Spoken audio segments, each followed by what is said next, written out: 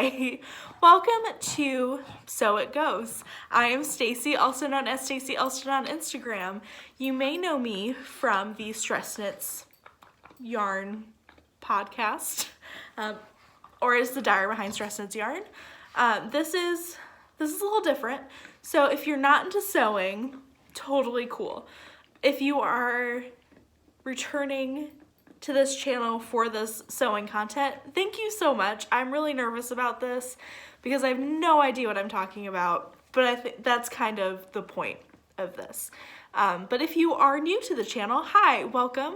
Yeah, this is going to be a vlog where I explore sewing as a complete novice. I have no idea what I'm doing. I have to ask a lot of questions. I have to look up a lot of terms.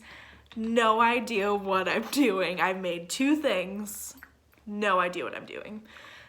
So that's the point of this channel, is it's going to be a place where I make mistakes and I talk about them. I talk about sizing. I talk about just overall questions that I have about sewing, and hopefully I'll be able to chat with some of my really good sewing friends who I am so lucky to know and call my friends. So hopefully maybe they'll make an appearance every now and then. I don't know how that would work. Skype is cool. We'll figure it out. But yeah, so this is really just a place where I can be a beginner and I can be honest about my process and tell you, you know what, I just did it and I can't tell you how I did it. It's just gonna be one of those things. So essentially what I'm gonna talk about today is I'm gonna show you my sewing machine because I feel like that's a good thing for people to know what I sew on. I'm going to show you my first garment ever, and then my first garment that I've made by myself, because I had a lot of help with the first one. All right, so a little bit about me, just in case you're new. I am Stacy. I have a husband named Doug. I have an 8-year-old? No. I have an 8-month-old daughter named Eliza. I have a pug named Esther who's turning 2 in a few months, which is crazy. We live right outside of Detroit. It is just a little town. I say little, but it's a town. Yes, so we share a border with Detroit, and I love my city. Hopefully I can bring you some more Detroit content. I'm starting to seek out more fiber, textile kind of things in the city, so we'll see where that takes us. Yes, it is February 27th, I believe. It's a Wednesday. I just turned 25. I drink a lot of cold brew from Starbucks. I worked there for 3 years and I love the company, and I have no issue spending. It's like the one thing I spend money on pretty regularly, so it's one of those things that I just love. I do make cold brew in the summer for myself and my husband, but in the winter it's a nice little way to get myself out of the house for like 5 minutes. Yeah, so as you will notice, my color palette is very gray. It just is what it is, and most things I'm going to show you are gray and pink. I am on my way to making a capsule wardrobe between knitting and sewing, and really I feel most comfortable in grays and certain shades of pink. Yeah. So, yeah, this is just a place where I really want to learn a new craft and really just document my progress. And yeah, so hopefully the vision I have for this channel, besides what I've already said, is I want to take you along with me when I make things, pattern selection, fabric selection, questions that I have about certain techniques. Maybe we'll do a sew along eventually once I get like some stuff under my belt. Yes, so we're literally just, we're learning as we go. We'll see how it goes, right? Okay, so first things first, I'm going to show you my sewing machine. This was a birthday gift from my husband, Doug. Sorry, Esther. Scared her. This is just a baseline brother machine. It is LX3817, and we found this refurbished on Amazon. So I didn't know, but yeah, so before I talk about it more, so I can put it down. This is my sewing machine.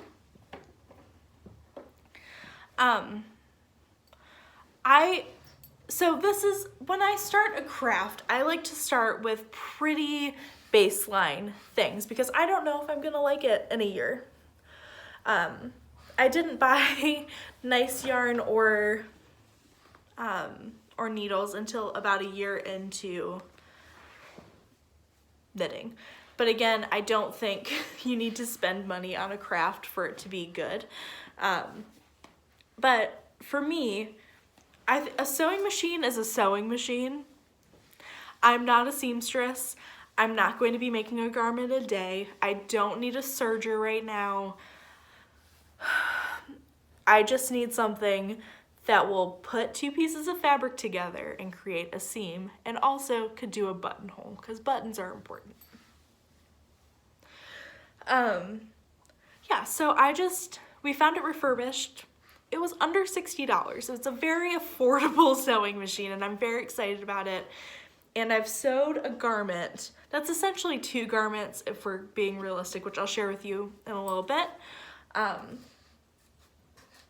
Yeah, so it does the job, and I love it. I love it, I love it. My friend Jacqueline, who you will find as Brooklyn Knit Folk in the wild, she actually recommended this machine, and she used it for years, and I love it. I love it so much. Yeah, so highly recommend if you're looking for a beginner machine for you or somebody you love. I've only used it to make one thing, but I love it, and I would recommend it to everybody I know. And it's really affordable, so it's one of those things that if I decide that sewing's not for me, which honestly I don't see happening, I really enjoy it. My dog is getting all up in my fabric. She's so stupid. Oh, I love her so much. Okay, so I don't remember what I was saying. It happens. Yeah, so I love the sewing machine. I think it's great. Highly recommend. Now let's talk about what I've made. So I have only ever made, I sewed a quilt top, and I say that loosely because it's a little rough. A lot of the seams don't match up. It's very slapdash put together. But I love it, and I made it for my daughter. I still have to bind the quilt and all of that stuff, but I feel like I'm gonna finish it for her first birthday, which isn't until June. So we're good. We got like 3 inches of snow last night, and they're just now plowing. Side note, roads were awful today. It took me an hour to get to a post office that's 10 minutes away. Anyway, yeah, so I've made that. I tried to sew a bag once, and for the past, I would say like 15 years, I've tried to start sewing on and off. But I didn't understand how to read a pattern. So when I went to New York for Vogue Knitting Live, which is this big knitting event in New York in Times Square, I stayed with my friend Jacqueline, and she is, I would say, a pretty good sewist. Stop licking my shirt. She's amazing, and she's incredibly helpful, and I asked her if she would be comfortable with helping me learn how to sew a shirt. And she graciously said yes, and I was a little nervous because I get really frustrated when I don't understand things, but I don't think that happened. I think I was very aware that I was with somebody that isn't like my family, so I was trying to be on my best behavior. Stop drinking coffee and talk to you. So what we ended up sewing is the Camber set by Merchant and Mills, and I love this pattern. Now this was recommended to me by Emily, who is Slow Fashion Rebel. We were all at Brooklyn General in Brooklyn, New York, and I was going to sew shirt number 1 by 100 Acts of Sewing, and I still want to make that. But because I have a larger bust, she recommended something with darts, and that's what this is. So I learned how to do bust darts. I learned how to make a yoke and set in a sleeve. It was frustrating. I could not have done this without Jacqueline because I needed someone to show me what things meant. It's great. I really want to make the dress because this is a set, so it has the dress and the shirt. I'm going to make the dress next. It's not the next thing that I'm going to sew, but I'm for sure going to make this pattern again. I love it. I love it very, very much. So it calls for light linens, fine wool, and lightweight denim or silk. So I'd probably stick with linen because I'm a big fan of linen garments. So stay tuned for that, it's coming. It goes all the way up to a 41-inch bust. Now, like I said, I have a very large bust. It's gone down since we measured in New York in January because I'm working really hard to feel good in my body. We're also going to talk about body positivity and just body confidence in general and size inclusivity and stuff like that because I'm already running across it and it's frustrating. So I am like a size 10 right now. Loosely, like I can fit into some 8s, I can fit into some 14. Like women's sizing is dumb. Let's just all agree with that. So I'm talking about ready to wear clothes right now. That's kind of my range. Like an 8 to a 14, which is a huge range. But that's like a very average size, especially in the United States. So my bust right now is about a 44 and a half. And then I have like a 34 inch waist and then a 42-inch hip. I was like, I don't know what that part of my body's called. So I'm very traditionally hourglass shaped.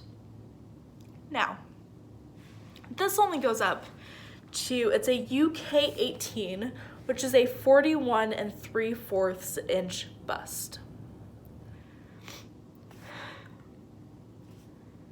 Now, I forget what the finished measurements are, but that is 3 inches smaller than my bust, and that is the largest size in this pattern. So it all worked out in the end, but it's very disheartening to not even see my measurement for my bust come up on a pattern. So that's a little frustrating. And again, I'm a very average sized woman. So if I feel like that is really excluding a lot of people, but it is what it is, right? Hopefully this will change because it's a conversation right now. So let's talk about this shirt, right? So I bought this fabric at Brooklyn General. I have no idea what it is. It's definitely a woven fabric. My guess would be like a cotton linen blend, and it's very lightweight. So here's the shirt.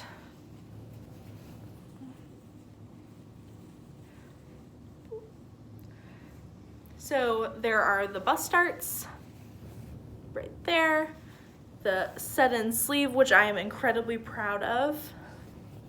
My friend Jacqueline has a serger, so she serged for me. I made the neckline using bias tape, which I messed up pretty royally, and Jacqueline fixed it. Yeah, and then the back has the cute little yoke detail. I didn't do great with pattern matching or anything like that. It's fine. This is my first garment. So I'm actually really proud of this, and it fits fairly well. This is something that I see myself tucking into skirts in the summer. This isn't really my jam for like my everyday wear in the winter, because I wear a lot of leggings and long tank tops and t-shirts with sweaters and oversized Oxford shirts. But this is definitely my jam in the summer. Yes. So this is the Camber tee from the Camber set by Merchant & Mills. I really love it. I love this fabric. I want everything in it, if we're being honest. Yeah, so things, like I said, I learned about bias tape, which is what I made here. I learned how to set in a sleeve, which was so frustrating, and I thought I was doing it wrong the entire time, but I got it the first try and I'm shocked. It was really, really hard. Yep, I learned how to make a yoke, which was really helpful, and bust darts, which will come in handy, because again, I have a large bust, and I always have, and I probably always will. Yeah, so that is the Camber shirt of the Camber set. Big fan. Now, let's talk about the garment that I made myself. So I decided to be a little adventurous and make the Metamorphic dress by Sew Liberated. This isn't 100% finished. I still have to hem it, but I just wasn't in the mood yesterday. I was so just over this. So here it is. I'll step back and show you. So it has pockets, which are right here, a gathered skirt. It's supposed to be reversible, but we'll talk about that in a second. Yeah, and then it has this really cool high-low hem with the bottom fabric poking out. All right, so let's talk about this. I made a few mistakes. I don't know how I did it, but when I went to go sew the side seams, I did the whole, they call it the burrito method to make it reversible. And I went to go sew the side seams of the pink and of the gray, and the gray was not right sides together. It was one right side, one wrong side. I have no idea how I did it, so I ripped it out. Redid the burrito method, did all the stuff, went to go sew the side seams. Still not right sides together for the gray one, but the pink was fine. Ripped it out one more time, did the whole process again. Still didn't line up. It's not line up. It didn't, this right sides weren't together, so I couldn't sew it. So, but the last time I did it, it was wrong sides were together. So I just cut my losses because I did not want to do the stupid thing again. So instead, Esther baby,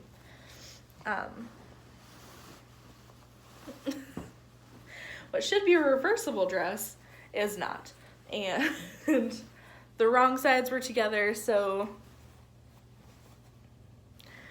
this is just a normal one-side dress, but I did learn how to make inseam pockets That was a thing. I learned how to do that, so that was helpful.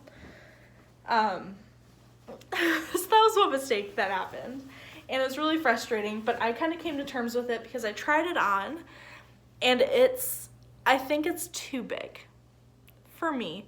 I sewed the size that was meant for the 46-inch bust, because that's what I was when Jacqueline and I did my measurements, but that has since changed, and so I need to go down a size because I have like a good 7 inches of positive ease instead of like the 3 or 4, so I'm gonna do that. Also, there's this weird little thing happening right here, so I'm just going to stitch that up by hand because it's just that one section. So there's that, and then the neckline, I don't understand what happened.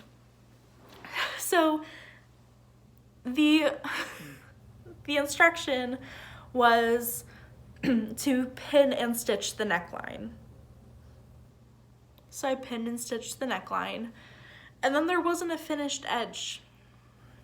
And I didn't know what to do.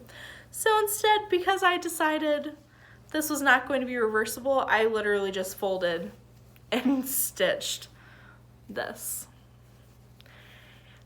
And it's fine. It works. This is not something that I'm really going to wear too much. It's not going to be a part of my, this is a part of my wardrobe. I definitely think this is something that I'll wear in the summer when I'm just hanging out at home, maybe outside with Eliza, gardening, like that kind of thing. Yeah, so it's a little frustrating because it took me a long time. You're essentially making 2 dresses. I had to rip it out a bunch. It was difficult. But what I'm going to do now, because I like the other side better, the side with the inseam pockets, it's longer, it's just more my style. So what I'm going to do is I'm ordering fabric from fabric.com.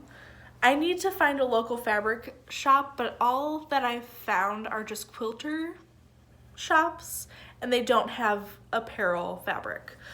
So I'm on the search. If you know anything in Metro Detroit, let me know. So what I'm going to do is I'm going to make a single layer dress of just the underskirt and top, and I'm really excited about it. I'm going to make some changes though.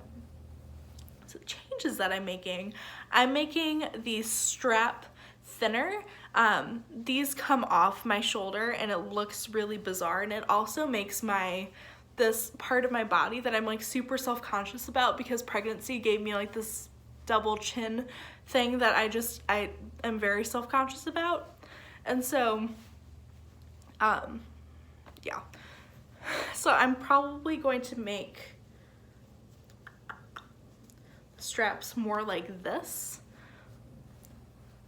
So yeah, I just like it better. I think it's going to lay better on my body type. So I'm going to do that. I'm only doing the single layer, and I'm going to go down a size. I'm really excited about it. I know exactly what fabric this is Robert Kaufman cotton linen blend, and I love it. I want my entire wardrobe in this. It's exactly everything I've ever wanted. This is the rose color. I don't remember what the gray is, but I'm going to do a slightly lighter gray than this. I'm super excited about it, and I will share that fabric with you when I get it. But again, this is the Metamorphic dress by Sew Liberated.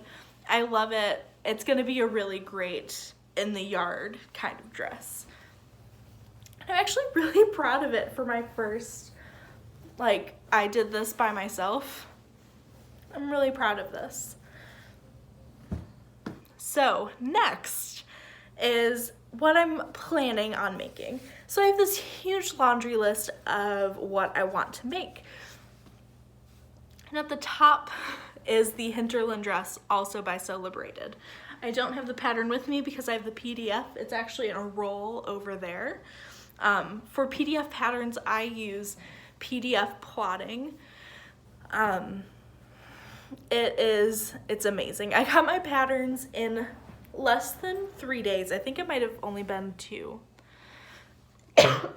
Excuse me. I got them super fast. It was $10 to print off, less than $10 to print off and ship 7 pieces, or sheets of pattern pieces. So that's amazing. Yeah, there is you have to spend like $7.50 or something like that to qualify for shipping. But honestly, if you just stack up a bunch of PDF patterns that you want, just get them all at once. It's pretty great. So the Hinterland dress. I'm going to be making the tank top version, the sleeveless version, and I'm going to be using this linen, also shocker gray, right? It's a warmer gray, which I think always looks good against my pale skin. I could be very wrong, but honestly, I don't tan. I don't do any of that because I just don't like outside when it's warm out. And so I always feel like really dark colors look really good against my complexion. So I bought this, believe it or not, at Joann Fabrics. I bought 3 yards. I have no idea what this is, but it's a very soft, lightweight linen. I think it's going to be perfect for the Hinterland dress, again by Sew Liberated. I'm really excited about this. I'm a little nervous about the dress, but in the next few days I'm going to be cutting out pattern pieces, and I just watched a tutorial by Emily of Slow Fashion Rebel about tracing your pattern pieces onto your fabric, and it makes cutting go faster, and I'm very, very interested in that. So I might do that for this or for my second Metamorphic. Not sure yet. So yeah, this is happening soon. I'm also getting fabric for an Ogden Cami, which is a true bias pattern, I believe. And yeah, so those are the 3 makes that are on my mind, and I cannot wait to share them with you. Like I said, this isn't going to be a weekly podcast. It's probably going to be more like a monthly video podcast, maybe more. Yeah, so I'll see you next month. Thank you so much for watching. Thank you for listening to my ramblings. Again, I have no idea what I'm doing. So just thank you for your patience, and I hope we can learn together, and I'm really excited about it. I'll see you next time. Bye.